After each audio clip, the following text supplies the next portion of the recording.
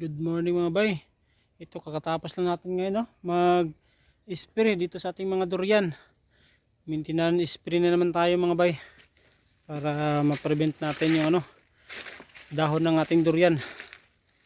Yan ito. Mga 3 years mahigit mga bay.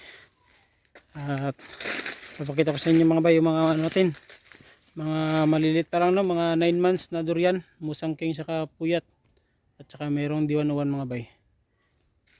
Ito yung mga musangging natin mga bay na 9 months yan.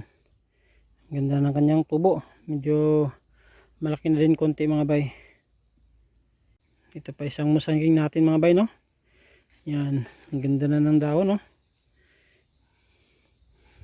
Mga nasa ito mga bay. 5 feet na siguro to Taas na.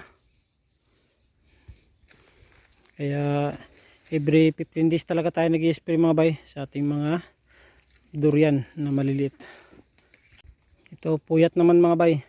Ito yung kasabayan ng mga musangking 9 months na din to. Yan, taas na din mga bay Mga mahigit na 5 feet, mga malapit na mag 6 feet mga bay. Medyo maganda yung tubo din ito Bis lang lumaki. Tsaka ang kapal na ng kanyang dahon Yan, medyo malaki na din kunti yung puno mga bay. Tingnan nyo yung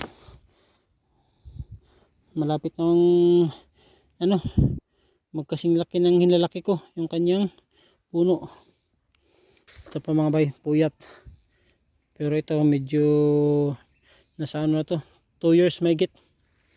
Yan. Ganda na rin ang kanyang mga branch. Ito pa isang mga bay, puyat. Yan.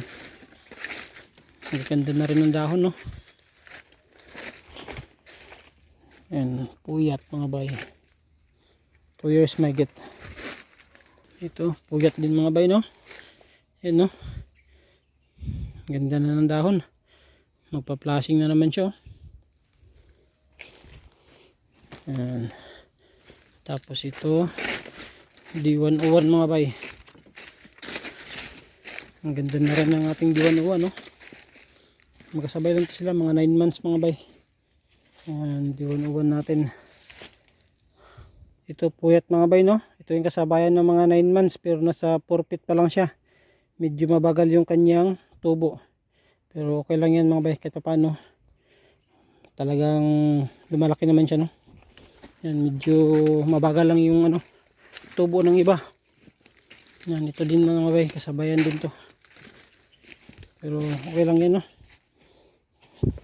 Lalaki pa rin yan mga bay, kahit paano basta alagaan lang talaga natin. Yan, ito pa yung iba. Puyat. At ganun lang mga bay. Regular spray lang tayo every 15 days na tayo nag-spray sa ating mga durian, yung mga maliliit pa lang mga bay, yung hindi pa nakabunga.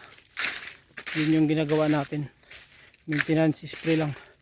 At yun lang mga bay, maraming salamat sa panonood Ingat po tayo palagi.